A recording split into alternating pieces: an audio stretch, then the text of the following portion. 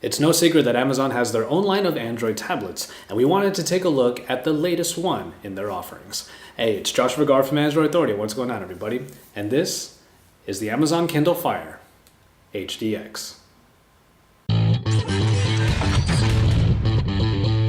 Whereas plenty of us might remember the Kindles of old that were originally for just reading ebooks, the Kindle Fire series was Amazon's foray into the full-featured tablet space. So, what we're looking at here is a 7-inch slate with a rather unique and quite rigid form. The screen is surrounded by a pretty sizable bezel that might not be the most attractive but does have a very important function. When doing just about any kind of content consumption, being able to rest a thumb easily on the side definitely helps. The sides actually have a bit of a slant to them that you'll notice most when plugging in the micro USB charger or headphones in the jack on the opposite side. Around the back you'll see how this slanting motif continues. The entire tablet somewhat rises up like the bottom of a pyramid and meets the soft touch backing with the Amazon logo on it. The slants upward on the sides are what house the buttons, and they are actually easy to find by just feeling for them. The top slant is the only part that is not made up of a soft touch plastic and houses the dual speakers. Just by looking at the back, you can see that this tablet is generally supposed to be used in landscape mode, making it easy to press the various buttons and of course to help media consumption. I find the soft touch plastic a great move on Amazon's part, as it isn't all that slippery and definitely gives the tablet a nice look. When using the HDX in landscape mode with two hands, the buttons are easy to find. And if you're used to reading in portrait mode, the tablet is still easily grippable in one hand. All in all, it's a simple, pretty elegant, and definitely functional form factor that you'll get in the Kindle Fire HDX. An IPS screen graces the Kindle Fire HDX and is a great performer. At 7 inches, this display is capable of 1920 by 1200 resolution at 323 ppi. It is really no surprise that the premium offering by Amazon is packing this kind of display because much of what you'll be doing on the screen is watching and reading media. And in that regard, this screen really does all of it justice. High brightness is typical of IPS screens, and the HDX is capable of viewing even in daylight. Reading Kindle books on the HDX is as easy as it can be, with the good pixel density keeping text looking crisp and sharp. All videos you might watch from your Prime subscription really pop through nicely, as colors are vibrant and the contrast is high. Fire up some HD content and it won't be hard to see all of the details. All in all, Amazon did well to put a very high quality display on the HDX, and it provides a very enjoyable experience.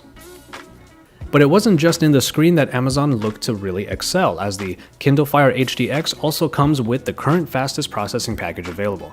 The Snapdragon 800 clocked in at 2.2 GHz and the Adreno 330 power the pretty simplistic but very smooth Fire OS and makes the HDX a handy little gaming device. If Amazon tablets weren't quite on your radar before, you'll be pleasantly surprised at the kind of power this one is packing.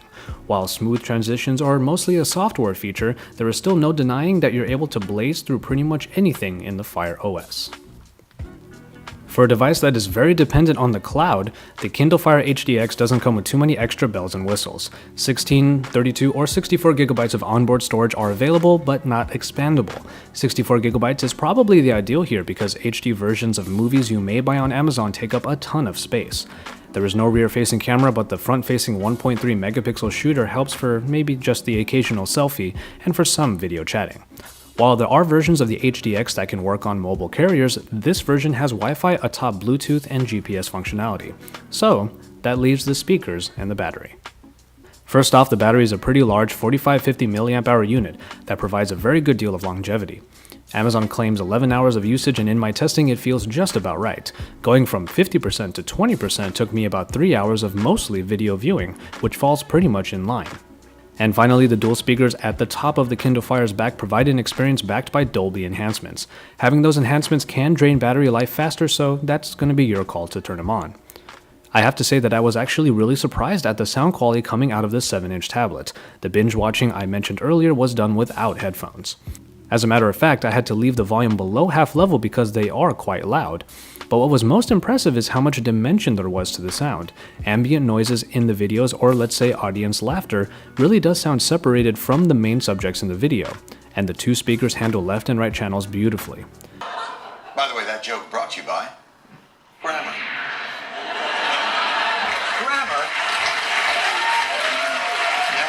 Headphones and Bluetooth speakers will still work as they should, but if you don't have any of these things on hand, the HDX can definitely still stand on its own.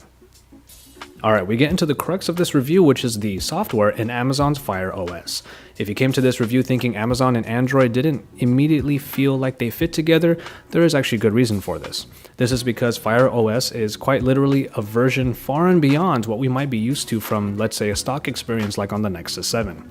Amazon took the very bare essentials and stripped Google services and motifs away, replacing them with a carousel home screen that lists your most recent apps. Below them is a grid of your installed applications, and then up top are portals for various Amazon content. Actually, there isn't too much after that. The darker motif permeates the menus and notification dropdown, and ultimately the simplistic style lends itself to a very snappy, minimalistic user interface. What you see is essentially what you get, but it isn't all that bad.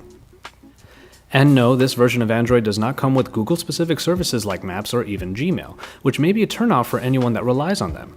I certainly missed my Google Play Music.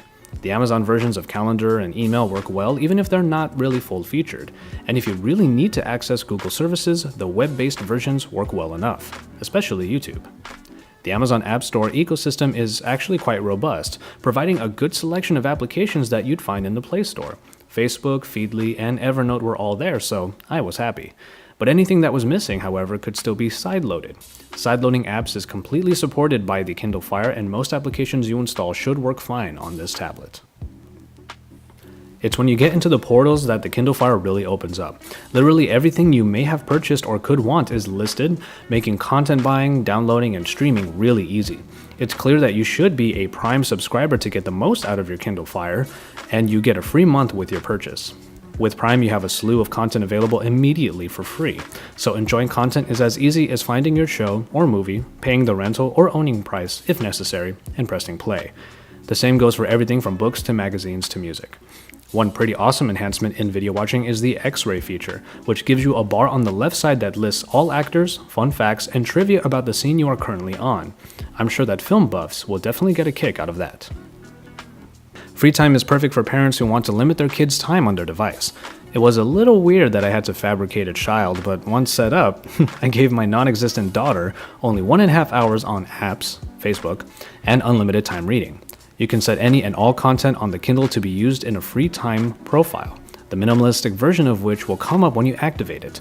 Any attempt to change the settings or exit free time requires a password that I have to set up. It is worth mentioning that all children's content on Amazon can be accessed for $2.99 per child, consisting of a lot of hand-picked content by Amazon that would make it easier for parents to find such things rather than sift through a full Prime subscription. After that is the very unique and honestly pretty crazy new feature of the Mayday button. This can be called a revolution in customer service, as all you have to do to get your questions answered is roll down the notification shade and hit the Mayday button. What I'm pleased to report is that it works just about as well as the commercials show. While the internet connection might make your experience vary, I got connected to a gentleman in the 15-second promised wait time. The video and audio quality coming from the customer service rep was very good, and it was not hard at all to get whatever information I wanted. The rep is able to see your content on your screen the entire time, draw on it to illustrate your points, and take control of the screen if need be. It's a wonderful way for anyone who needs help to get help. So if you know anyone who is technologically challenged, even on the pretty easy to use Kindle Fire admittedly, Mayday is still definitely there to help, and it works pretty damn well. Alright, so what do you have to pay to get one of the fastest tablets around that boasts good speakers, battery life, and a pretty incredible customer service feature? Well, this 7-inch edition of the HDX starts at $229 for the 16GB model, Wi-Fi only, and without special offers included. Special offers is Amazon's advertising system that turns your idle Kindle Fire into an ad space. It costs an extra $15 to have a version without the special offers, but to be honest, it isn't actually all that intrusive. And so, there you have it. A somewhat surprisingly great offering from Amazon, whose highly customized and stripped-down version of Android is backed up by what can be considered a top-executed hardware package. It might be a sore spot for Google-reliant users that much of their Android applications are not included, but with a little extra effort, much of what you miss could still be installed. What you do get in the Kindle Fire HDX is a smooth, capable, and easy-to-use hub connecting you to the immense Amazon network. It just might be one of the best ways to enjoy TV, movies, and books available in the Android space. And if you run into trouble, a simple press of the button can save you from it. As always, thank you guys very much for watching, and I hope you enjoyed this review of the Kindle Fire HDX. If you liked it, don't forget to drop us a like down below and to subscribe to our channel if you haven't already.